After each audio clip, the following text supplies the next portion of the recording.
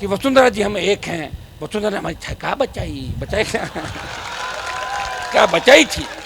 मैं घोषणा करता हूँ, पता नहीं आजकल क्या बीमारी हो गई, क्या हो गया, हर जगह मैं ये घोषणा करता हूँ। अरे घोषणा कितनी करो, वोट नहीं देंगे लोग। आपने घोषणा करी थी ना 2012-13 के अंदर, वो बांट दो, ट्यूबलाइट बांट दो, दवाई बांट दो। लोगों ने दवाई भी खाई और वोट भी खिलाफ डाला। लेकिन उस समय बीजेपी थी, उस समय आरएलपी नहीं थी 13 के अंदर, आरएलपी आई 18 के अंदर, रोक दिया दोनों पार्टियों को। वहीं पे एक वेंटिलेटर पे चली गई कांग्रेस और भारतीय जनता पार्टी 72-73 पे हिचकोले खा रही थी आपके सामने। कई जगह 3rd नंबर थे। मैं कल सूची पढ़ रहा था तो एक मैंने मंत्री जी को फोन लगाया, मैंने कहा मंत्री जी आपका नाम आ गया दिल्ली में। बोले काई में? मैंने कहा 3रा नंबर लिखा हुआ है इसमें, जब आप एमएलए का चुनाव लड़े थे तब 3rd थे, अब मंत्री हो। हकीकत है।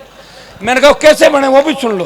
वो मेरे से हाथ मिलाया जब बीजेपी हार रही थी लोकसभा के अंदर, आरएलपी से हाथ मिलाया और भाजपा 25 पे चली गई और कांग्रेस में अशोक गहलोत का बेटा जोधपुर सीट हार गया। अभी भी जो गहलोत घूम रहा ना जोश से, वो गलतफहमी में नहीं रहे। अगर रोक रखा इस बीजेपी की आंधी को तो राष्ट्रीय लोकतांत्रिक पार्टी ने इस भारतीय जनता पार्टी की आंधी को राजस्थान के अंदर रोक रखा है। जितने नौजवान निकल पड़ा, क्या गहलोत वसुंधरा साथ नहीं बैठते? गहलोत ने यह कहा कि वसुंधरा ने मेरी सरकार बचाई, तो तुम आपस में क्यों नहीं बैठते मंच पे साथ? बताओ मुझे।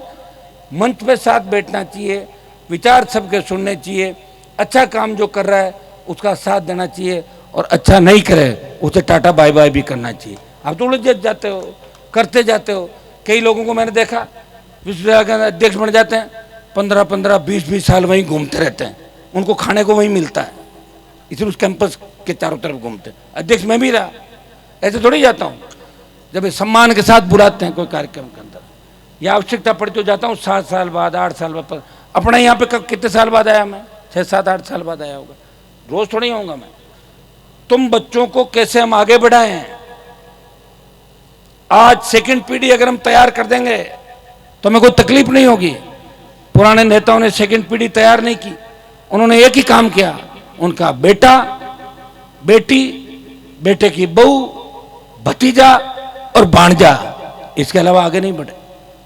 तो भाइयों, हम ये चाहते हैं कि छात्र संघों के माध्यम से मजबूत नेता राजस्थान को मिले। छात्र संघों के माध्यम से इस प्रदेश और देश के अंदर कई नेता हुए जो मुख्यमंत्री रहे, प्रधानमंत्री के दावेदार भी आने वाले दिनों के अंदर बनेंगे, अभी चल रहे हैं वो देश के अंदर।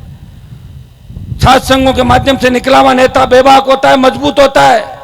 लेकिन दुर्भाग्य इस बात का है कि जब सरकार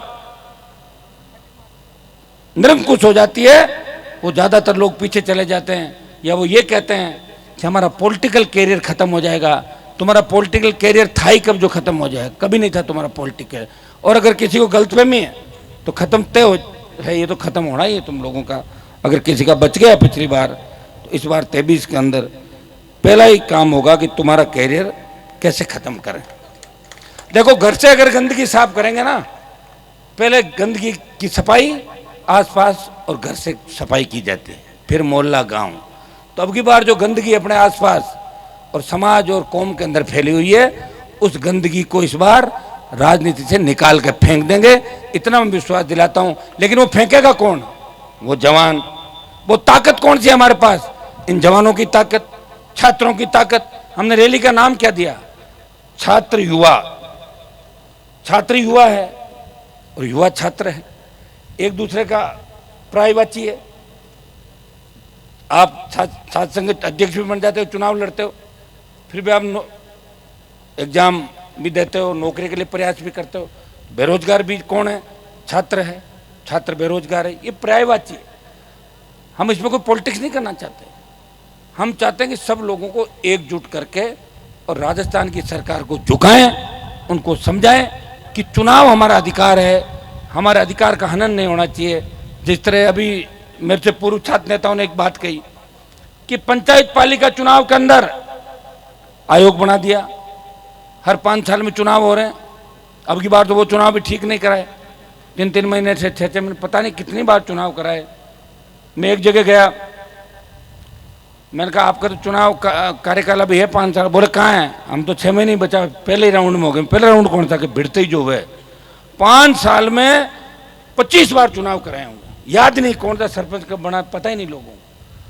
और पिछली बार की जो सरकार थी वो तो राजस्थान में एक नया कानून लेके आई कि जो पढ़े लिखे वही सरपंच बन गए। एकदम से कहाँ पढ़ लिख लेगा, रातों रात पढ़ेगा क्या कोई आदमी?